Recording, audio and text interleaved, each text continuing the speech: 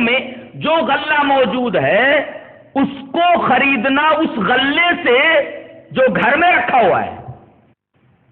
مثلا کوئی یہ کہے کہ یہ 1 ایکڑ کھیت میں جو گیہوں کی فصل ہے، بالیوں میں گیہوں جو موجود ہے کھیت میں، 10 کوئنٹل جو میرے گھر میں گیہوں رکھا ہوا ہے، اس کے بدلے میں تو یہ پورے ایکڑ کھیت کا غلہ دے دے. ناجائز ہے، اس لیے کہ یہ غلہ جو یہ دے رہا ہے متعین ہے، 10 کنٹل متعین ہے. لیکن ہو سکتا ہے کہ 1 ایکڑ کھیت کے اندر بالیوں سے جب غلہ نکالا جائے، چاہے وہ دھان ہو، چاہے وہ گیہوں ہو، چاہے اور کوئی غلہ ہو، وہ 10 کوئنٹل غلے سے کم ہو یا 10 کوئنٹل غلے کی قیمت سے کم ہو. اور یہ اصول ہے کہ متباین میں سے 2 کاروبار کرنے والوں میں سے ایک کا نقصان اگر ہے تو وہ طریقہ کاروبار حرام ہوگا، وہ بیع کا طریقہ حرام ہوگا. یہاں رک کر ایک دفعہ اور اس بات کو اچھی طرح ذہن نشین کر لیں جو میں نے سودی کاروبار کے موضوع پر بحث کرتے ہوئے کہی تھی کہ اگر فریقین کا ہر ایک کا نفع ہو اور دونوں کا نقصان ہو، نفع اور نقصان میں دونوں برابر ہوں، دونوں کا نفع ہو جائز ہے. ایک کا نفع یقینی ہو، دوسرے کا نفع موہوم ہو، مشکوک ہو، تب بھی وہ بے جائز نہیں ہے. اور ایک کا نفع ہو دوسرے کا نقصان ہو، یہ تیسری قسم بھی حرام طریقے تجارت کی ہے اور حرام طریقے کاروبار کی ہے. دونوں کا نفع ہو جو ہے شکل جائز ہے کاروبار کی، ایک کا نقصان ہو ایک کا نفع ہو حرام. ایک کا نفع یقینی ہو دوسرے کا نفع موہوم ہو، مشتبہ ہو، تب بھی وہ سودا حرام ہے. یہاں دیکھیے ایک کا نفع متعین ہے اور ایک کا نفع مشتبہ ہے. ہو سکتا ہے کہ 10 کنٹل غلے کے بارے میں جو بات اس نے کہی ہے کہ 10 کنٹل غلے کے بدلے میں پورے ایکڑ کھیت کی فصل دے دے، ہو سکتا ہے 10 کنٹل نہ نکلے.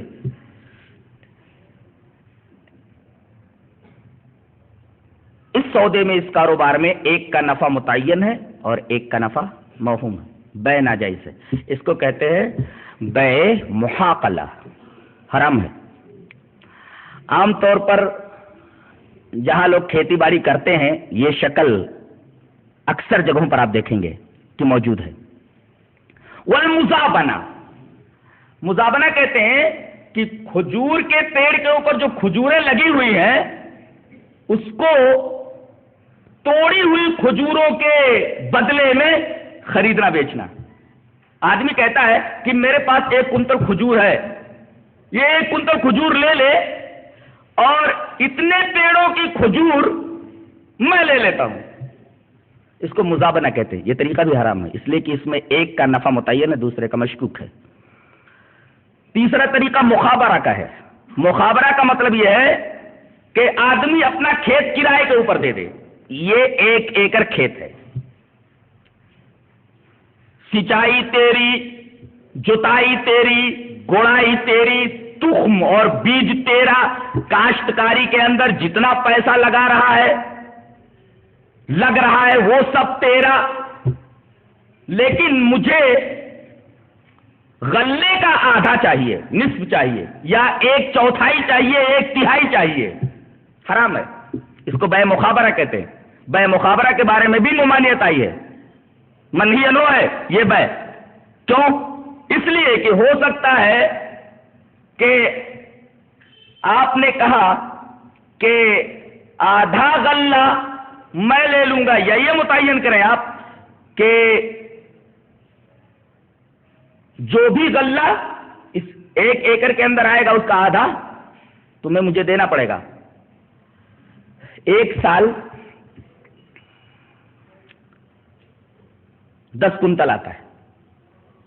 تو 5 کنٹل اپنے پاس رکھ لیتا ہے اور 5 کوئنٹل زمین والے کو دے دیتا ہے. دوسرے سال غلہ کتنا آیا؟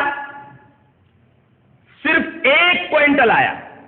اب 1 کوئنٹل کے اندر اگر 50 کلو زمین والے کو دے دیتا ہے، 50 کلو خود رکھ لیتا ہے، تو اب اس میں مسئلہ یہ ہے کہ 50 کلو جو اس کو ملا ہے، کاشتکاری کے اوپر گڑائی، جوتائی، سینچائی، بیج، اس سب کا ٹوٹل لگانے کے بعد پتہ یہ چلتا ہے کہ 50 کلو سے کہیں زیادہ، 50 کلو کی قیمت اگر لگائی جائے، اگر 1000 روپے ہے تو کھیت کے اوپر وہ 2-3 ہزار روپے لگا چکا ہے. ظاہر ہے کہ ایک کا نفع متعین ہے، دوسرے کا نفع مشکوک اور موہوم ہے، لہذا یہ بے بھی اور یہ سودا بھی حرام قرار پائے گا.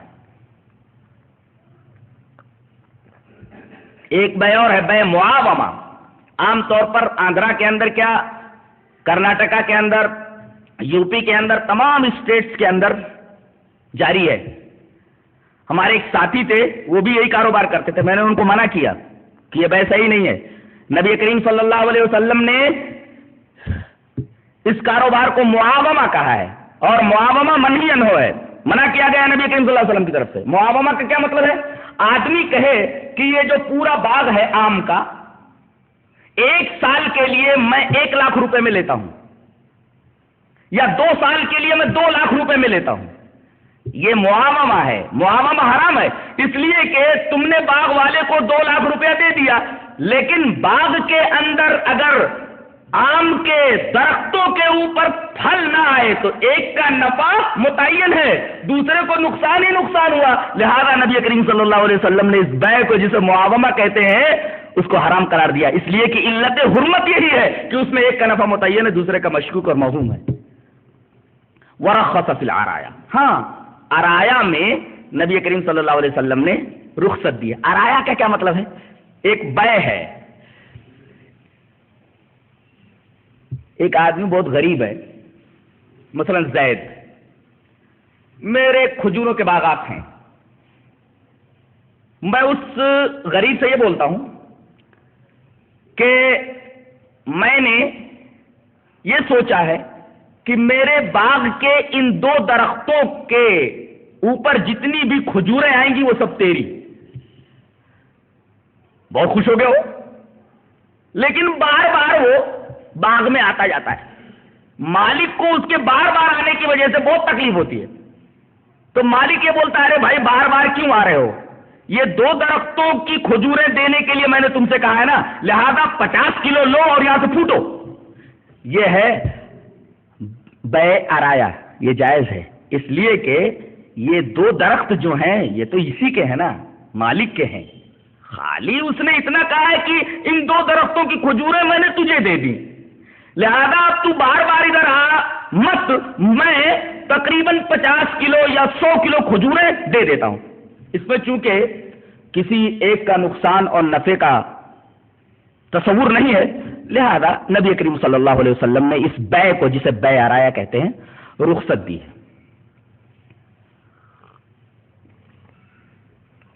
کھیت کے اندر ایک اور کاروبار ہے، ایک اور طریقہ ہے، اس کو بے سلف یا بے سلم کہتے ہیں. اس کا بھی ذکر حدیث کی کتابوں میں آیا ہے. مثلا امام ترمذی رحمۃ اللہ علیہ کتاب البیوع کے اندر، بیوع کے چیپٹر میں اس حدیث کو لائے ہیں حضرت ابن عباس سے اس طرح: وعن ابن عباس رضی اللہ تعالی عنہما قال قدم رسول اللہ صلی اللہ علیہ وسلم المدینہ وهم یسلفون بالتمر فقال من اسلف فلیسلف فی کیل معلوم ووزن معلوم الی اجل معلوم. رواہ الترمذی فی کتاب البیوع. حضرت ابن عباس رضی اللہ تعالیٰ عنہ فرماتے ہیں کہ نبی کریم صلی اللہ علیہ وسلم جب مدینہ تشریف لائے، کھجوروں کے باغات ہیں وہاں، 300 کلومیٹر تک اب بھی کھجوروں کے باغات ہیں. نبی کریم صلی اللہ علیہ وسلم جب مدینہ تشریف لائے تو لوگ بے سلم کرتے تھے، بے سلف کرتے تھے. تو آپ نے فرمایا جو آدمی سلف کرتا ہے، یہ بے کرتا ہے، اس طریقے کا دھندا کرتا ہے، سودا کرتا ہے، وہ کرے، لیکن اس کی 3 شرطیں ہیں. کیا شرط ہے؟ ایک تو وزن معلوم ہو، دوسرے پیمانہ معلوم ہو اور تیسرے وقت معلوم ہو. اس کو بیع العاجل بالعاجل بولتے. مثال اس کی ہے کہ میں یہ کہوں کہ میرے پاس اس وقت پیسے نہیں ہیں، کھیتی ہے، تو تم ایسا کرو کہ مجھے 1000 روپیہ دے دو، تو فلاں قسم کا گیہوں جو کہ میں بونے والا ہوں اپنے کھیت میں، اس وقت 1 کلو کا 10 روپیہ ہے، تو مجھے اگر 1000 روپیہ دے دو تو 1000 روپے کا جتنا گیہوں اس وقت مل رہا ہے، جس کیفیت کا، جس طریقے کا، 3 مہینے کے بعد فصل کے پک جانے کے بعد میں اتنا گیہوں تمہیں دے دوں گا. یہ ہے بیع سلم. اس کو بیع عاجل بالعاجل بولتے. پیسہ پہلے لے لیتا ہے، غلہ بعد میں دیتا ہے. نبی کریم صلی اللہ علیہ وسلم نے اس بیع کو جائز قرار دیا اس شرط کے ساتھ کہ کیل یعنی پیمانہ معلوم ہو، وزن معلوم ہو، کیفیت معلوم ہو اور مدت معلوم ہو. ان شرائط کے ساتھ یہ بیع جائز قرار دی گئی. اس کو بیع سلم کہتے ہیں یا بیع سلف کہتے ہیں. یہ تو کھیتی باڑی کا معاملہ تھا. جہاں تک رہن کا معاملہ ہے، آج کل رہن کے معاملے میں بھی مسلمان افراط و تفریط میں مبتلا ہے. میں مجبور، مجھے پیسوں کی ضرورت ہے، میں کہتا ہوں کہ 1 لاکھ روپیہ مجھے دے دو، میرا یہ گھر رہن کے طور پر تم رکھ لو. اب ہم کیا کرتے ہیں کہ 1 لاکھ روپیہ اس مجبور کو دے دیتے ہیں، اس کے گھر کو رہن میں رکھ لیتے ہیں، پھر اس کو کرائے پر چڑھا دیتے ہیں اور اس سے جو کچھ کرایہ آتا ہے خود استعمال کرتے ہیں. یہ ناجائز ہے. طریقہ کیا ہے؟ طریقہ اس سلسلے میں اگر وہ حدیث دیکھ لیں تو بات کچھ صاف ہو جائے گی. حدیث اس طرح ہے: وان ابی ہریرہ رضی اللہ تعالی عنہ قال قال رسول اللہ صلی اللہ علیہ وسلم الزہر یرکب اذا کان مرہونا ولبن الدر یشرب اذا کان مرہونا وعلى الركب الذي ويشرب وعلى الذي يركب ويشرب نفقته. رواه الترمذی في کتاب البیوع. حضرت امام ترمذی اس کو بیوع کے چیپٹر ہی میں لائے. حضرت ابو ہریرہ رضی اللہ تعالیٰ فرماتے ہیں کہ رسول اللہ صلی اللہ علیہ وسلم نے ارشاد فرمایا کہ پیٹھ کے اوپر چڑھا جائے گا جب وہ رہن رکھی ہوئی ہو، جانور کا دودھ پیا جائے گا جب وہ رہن رکھا ہوا ہو، اور جو سواری کر رہا ہے، جو پی رہا ہے، اس کا خرچہ اس کے اوپر ہے. غور کیجیے، ایک آدمی یہ کہہ رہا ہے کہ 1000 روپیہ مجھے دے دو، میرا یہ اونٹ رکھ لو، اونٹنی رکھ لو. اب 1000 روپیہ دے کر کے وہ اونٹنی رکھ لیتا ہے. اب اونٹنی کے اوپر وہ سواری کر رہا ہے، اونٹنی کا دودھ پی رہا ہے. نبی کریم صلی اللہ علیہ وسلم نے فرمایا یہ جو اونٹنی ہے یہ رہن میں رکھی ہوئی ہے، اب جو آدمی اس کے اوپر سواری کرے گا وہ اس کا چارہ دے گا، چارہ کے بدلے میں اس کا دودھ استعمال کرے گا. اسی طریقے سے اگر اس کا دودھ پی رہا ہے، سواری کر رہا ہے، تو اس کا خرچہ دے رہا ہے، اس کا چارہ دے رہا ہے، اور اگر دودھ پی رہا ہے تو اس کو چارہ دے رہا ہے. تو اتنا انتفاع کر سکتا ہے. ایسے ہی گھر کو اگر قیاس کر لیا جائے تو بات تھوڑی سمجھ میں آ جاتی ہے. میں محتاط طریقے پر بول رہا ہوں کہ گھر اگر آپ نے رہن کسی کے پاس رکھ دیا ہے 1 لاکھ روپیہ لے کر کے، تو اگر آدمی خود اس میں رہتا ہے تو جب رہے گا تو صاف صفائی کرے گا، اس کی مینٹیننگ کرے گا، اور جب پیسہ وہ واپس کرے گا تو شیء مرہون کو اسی کیفیت کے ساتھ واپس کرنا پڑے گا جس کیفیت کے ساتھ راہن نے آپ کے پاس رہن رکھا تھا. ظاہر ہے کہ اگر آپ اسے 3 سال بند رکھیں گے شیء مرہون کو، تو 3 سال کے اندر تو گھر کی حالت خراب ہو جائے گی، چوہے اس گھر کو خراب کر ڈالیں گے.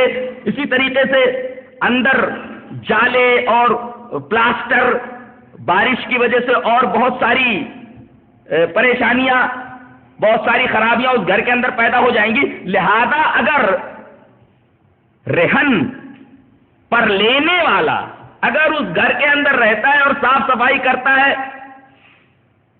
پوری احتیاط برتتا ہے، اور اس کی کوشش یہ ہوتی ہے کہ میں جب اس گھر کو واپس کروں گا تو پہلی کیفیت کے ساتھ واپس کروں گا، تو اس حدیث پاک کی روشنی میں اس کا جواز ملتا ہے. لیکن اگر اس گھر کو کرائے پر چڑھا دے اور کرایہ حاصل کر کے کھائے تو یہ جائز نہیں ہے. یہ بعض علماء کا خیال ہے، اور بعض علماء کہتے نہیں، اراضی مرہونہ سے قطعاً انتفاع جائز نہیں ہے۔ ان کی دلیل یہ ہے کہ بھائی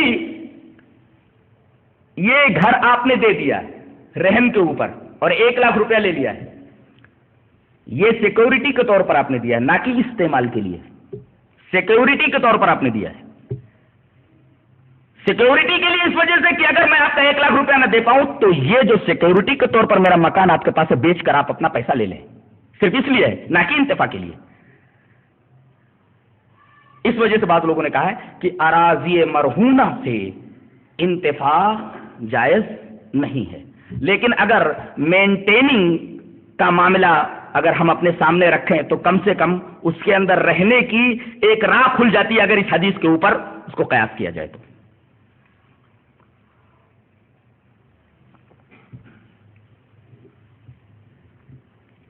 اس کی ایک اور شکل بھی ہو سکتی ہے کہ اس گھر کا کرایہ متعین کر دے کہ یہ گھر کتنے تک کرایہ حاصل کر سکتا ہے۔ اگر 500 روپیہ کرایہ مل سکتا ہے اس گھر کا تو اس گھر میں وہ رہے، اور گھر کی صفائی ستھرائی کے اوپر جو خرچہ ہو رہا ہے وہ خرچہ